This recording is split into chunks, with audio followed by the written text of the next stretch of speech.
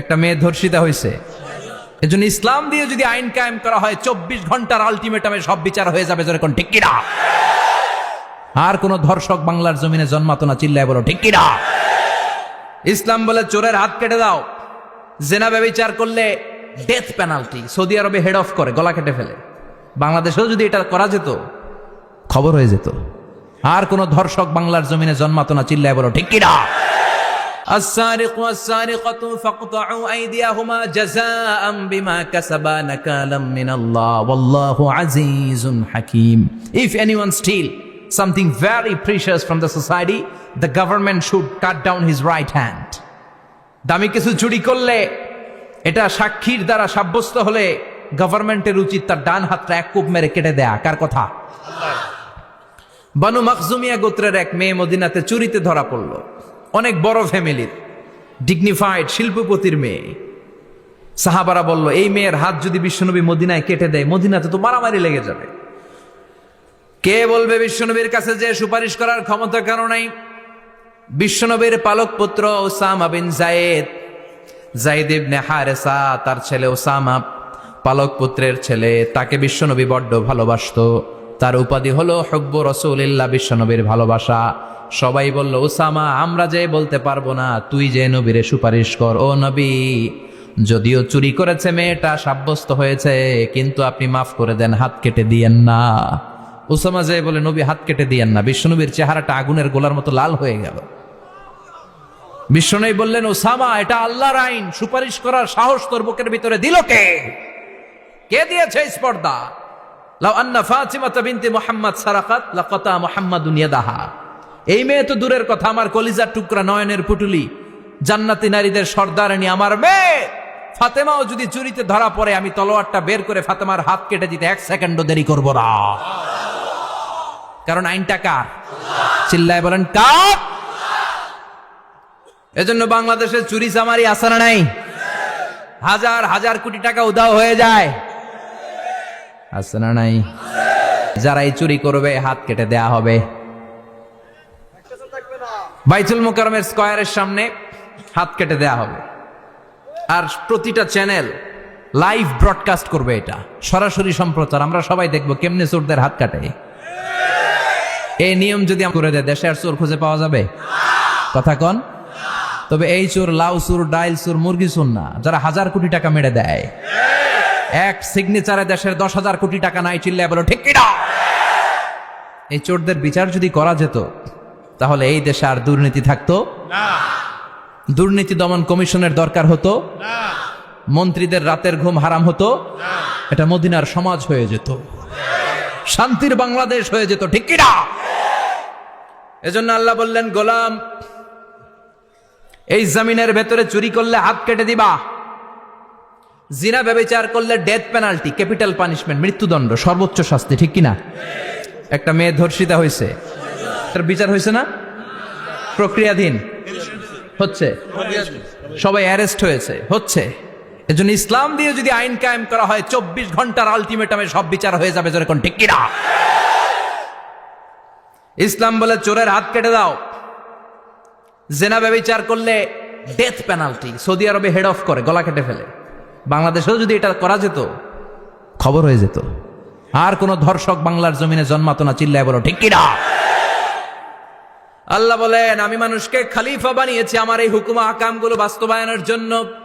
সব সৃষ্টিকুলের মধ্য থেকে মানুষকে আমি বানিয়েছি আশরাফুল মাখলুকাত। আবার মানুষকে বানিয়েছি আমি আমার খলিফা। আবার মানুষের চেহারাটা আমি আল্লাহ সব চাইতে সুন্দর করে তৈরি করেছি। সুবহানাল্লাহ। লাকাদ খালাকনাল ইনসানা ফি আহসানি তাকওয়িম। আমি মানুষের চেহারাটা সব চাইতে চমৎকার অবয়ব দিয়ে তৈরি করেছি রে গোলাম। সুবহানাল্লাহ। পৃথিবীতে যত প্রাণী আছে, সব সৃষ্টির মধ্য থেকে আমাদের সৃষ্টিটা সুন্দর না? আপনি হিউম্যান অ্যানাটমি নিয়ে যদি গবেষণা করেন, কেমনে আল্লাহ আমাদের এখানে হার্ট দিলেন, লাঞ্চ দিলেন, হ্যাঁ, তারপরে 206টা হাড্ডি দিলেন। হাড্ডিগুলো আবার ব্যান্ড করা যায়, দেখছেন? বাঁকা করা যায় না? এটা বাঁকা করা যায়। বাঁকা না করলে আপনি খাইতে পারতেন? ক্রিকেট যারা খেলো, পেস বল করতে পারতা? স্পিন বল, হ্যাঁ, অফিস স্পিন, লেগ স্পিন, কয় হুজুরও জানে কেমনে? এটি তোর থেকে শিখছি বেটা। তো এই যে ছেলেপেলারা এরকম অফ স্পিন করে, লেগ স্পিন করে, এগুলো হচ্ছে আল্লাহর দেয়া কারিশমা। হাত ঘুরানো যায়। আল্লাহ যদি এটাকে এরকম ব্যান্ড করার সুযোগ না দিতেন, করতে পারতাম? আবার এইখানেও বাঁকা করার সুযোগ আছে না নাই? এইখানেও আছে না নাই? আবার এইখানেও আছে না নাই? কত কাজ। বাজার করে যখন বাজারের ব্যাগ যখন নিয়ে আসেন, কোথায় ধরে রাখেন? আঙ্গুলে ধরে রাখতে হয়। ক্যারাম যখন খেলো, কি দিয়ে টোকা মারো? সুবহানাল্লাহ কয় না পোলাপান? আহা, কত খেলার সিস্টেম আল্লাহ দিলেন। আবার ক্রিকেটের মধ্যে 2 আঙ্গুল তুললে কি? ওই যে সব মুখস্থ। আবার 1 আঙ্গুল তুললে কি? দেখছেন ঘটনা? আউট। কত কাজ এই আঙ্গুল দিয়ে। এই আঙ্গুলগুলোর বাঁকা করার, বেন্ড করার ক্ষমতা আমাদেরকে দিয়েছে কে? আল্লাহ। এজন্য আল্লাহ বললেন, লাকাদ খালাকনাল ইনসানা ফি আহসানি তাকওয়িম। আমি মানুষের চেহারাটা সব চাইতে সুন্দর করে তৈরি করেছি। মানুষ সুন্দর, আমাদের চোখ সুন্দর না মিয়া? আমাদের চোখও যদি সুন্দর হতো তাইলে আমরা বুঝতাম মানুষগুলো কত সুন্দর। আমরা মনে করি ধলা হইলেই সুন্দর। কয় ধলা ধলা, এটা সুন্দর। ডাকাইত, এগুলো ডাকাত। একটা মানুষের চেহারা স্কিন যদি কালো হয়, এর মধ্যে একটা সৌন্দর্য আছে না নাই? একটা মেয়ের স্কিন যদি কালো হয়, তারপরও চেহারায় সৌন্দর্য আছে না নাই? কয় না হুজুর, আমার বউ সুন্দর না, কালা কালা। আছে না নাই? তুই ডাকাইত। তুই কি?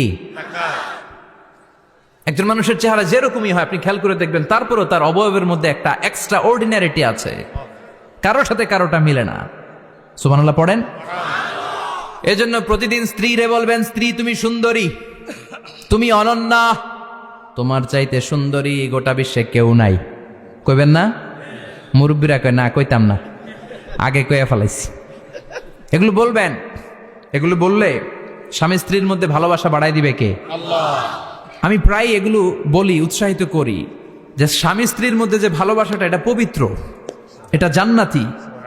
এই ভালোবাসা জান্নাতে শুরু হয়েছিল সাইয়েদনা আদম আর হাওয়ার মধ্য দিয়ে। চিল্লা এখন ঠিক কিনা?